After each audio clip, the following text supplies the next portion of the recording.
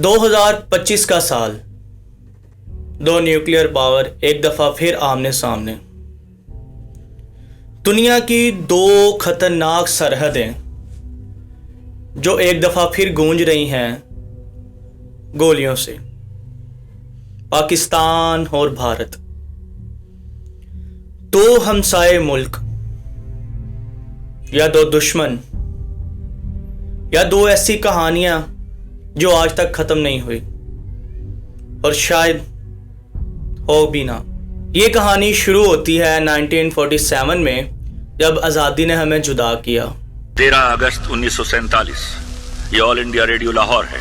आप हमारे अगले ऐलान का इंतजार कीजिए। 14 अगस्त 1947, ये रेडियो पाकिस्तान लाहौर है। आपको पाकिस्तान मुबारक। जिस्म अलग हुए पर रूह नहीं। कश्मीर, जहां खून का रंग थोड़ा सा ज्यादा गहरा है। 1947, 1965। Gentlemen, Assalamu alaikum. I am speaking to you tonight under the threat of war in Kashmir, which is being forced on us by India. The exchange of desultory fire, which had been going on for months across the ceasefire line in Jammu and Kashmir, has now assumed a grimmer aspect. In certain sectors, the armies of two countries have clashed. Failing to suppress the freedom fighters in the occupied territory of Jammu and Kashmir, India has embarked on a course of aggression across the ceasefire line. 1971।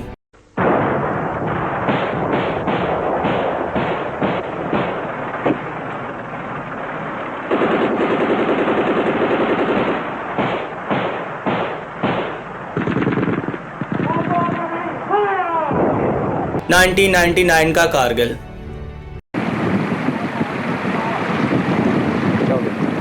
Uniform 143, offshore listening over.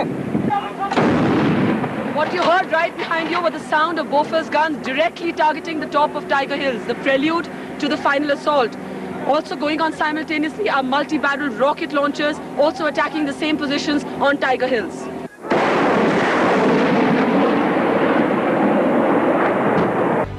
हर जंग ने एक नया जख्म दिया, एक गहरा जख्म। आज भी देखा जाए तो कश्मीर में इस टाइम भी खौफ का माहौल है। 22 अप्रैल 2025, कश्मीर के पुलवामा रीजन में एक बड़ा हमला,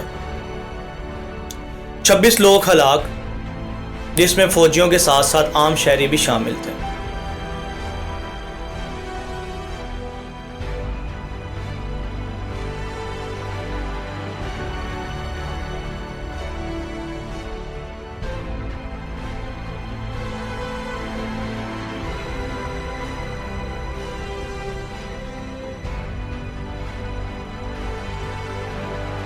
इंडिया ने सीधा इल्जाम पाकिस्तान पर लगा दिया कि ये क्रॉस बॉर्डर दहशतगर्दी का एक नया रूप है।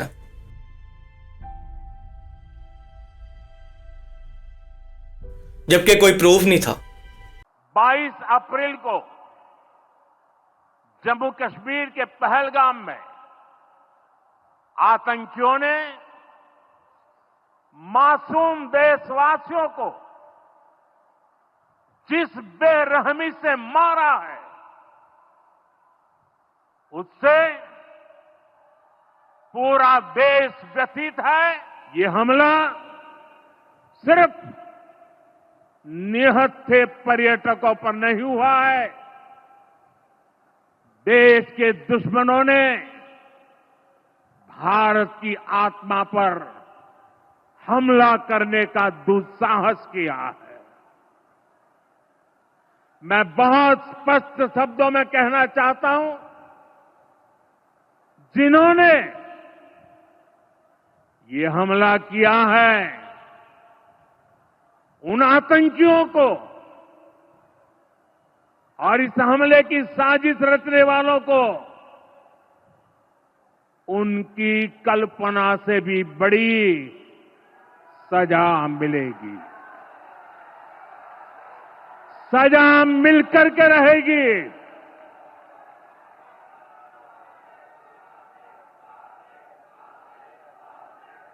अब आतंकियों की बची खुची जमीन को भी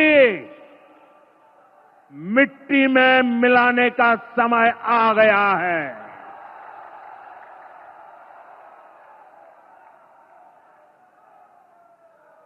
इसके फौरन बाद इंडिया की तरफ से एक ऑपरेशन शुरू हुआ जिसे नाम दिया गया ऑपरेशन सिंदूर, एक सर्जिकल स्ट्राइक।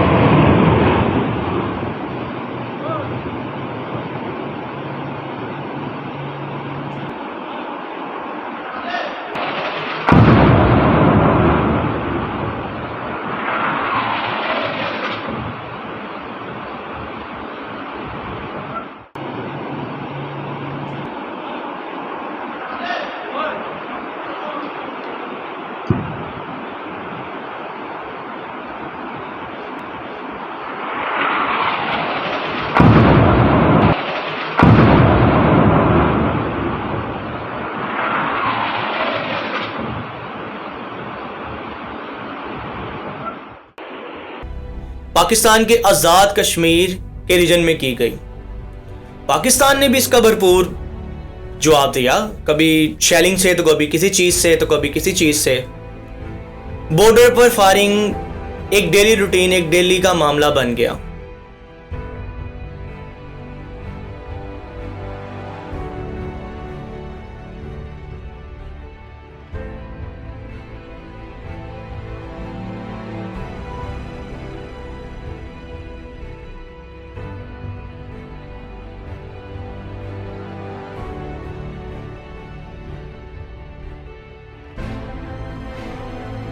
डिप्लोमेटिक रिलेशंस गिर गए, हाई कमिश्नर्स को वापस बुला लिया गया। इंडस वाटर जिसे आज तक छेड़ा नहीं गया था, इंडिया ने सस्पेंड कर दिया। बड़ा काम हुआ है जिसकी चर्चा उतनी नहीं होती। ये काम नदियों से जोड़ने से जुड़ा है। अभी पानी के संबंध में अतिदेव जी ने पूछा क्या करेंगे। दशकों तक हमारी नदियों के पानी को तनाव का, झगड़े का विषय बनाकर रखा गया, लेकिन हमारी सरकार ने राज्य सरकारों के साथ मिलकर नदियों के जोड़ने का एक महाअभियान शुरू किया है। केन बेतवा लिंक परियोजना, पार्वती काली सिंध चंबल लिंक परियोजना, इनसे लाखों किसानों को फायदा होगा। वैसे आजकल तो मीडिया में पानी को लेकर काफी चर्चा चल रही है।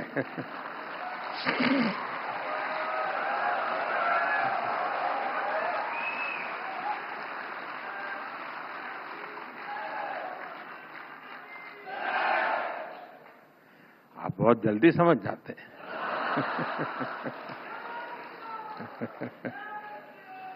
पहले भारत के हक का पानी भी बाहर जा रहा था, अब भारत का पानी भारत के हक में बहेगा। वीजा सर्विसेज बंद कर दी गई। ये सिर्फ जंग नहीं, एक मुकम्मल शटडाउन है। It's a shame. We just heard about it just as we were walking in the doors of the Oval. Just heard about it. I guess people knew something was going to happen based on a little bit of the past. They've been fighting for a long time. You know, they've been fighting for many, many decades and centuries, actually, if you really think about it. No, I just hope it ends very quick.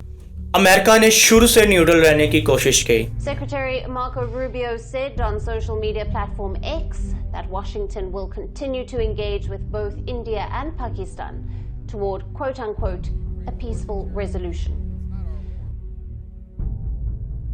अगर China की बात किया जाए तो openly Pakistan का साथ दिया। Saudi Arabia की बात की जाए तो उन्होंने दोनों मुल्कों को अमन में रहने की सलाह दी।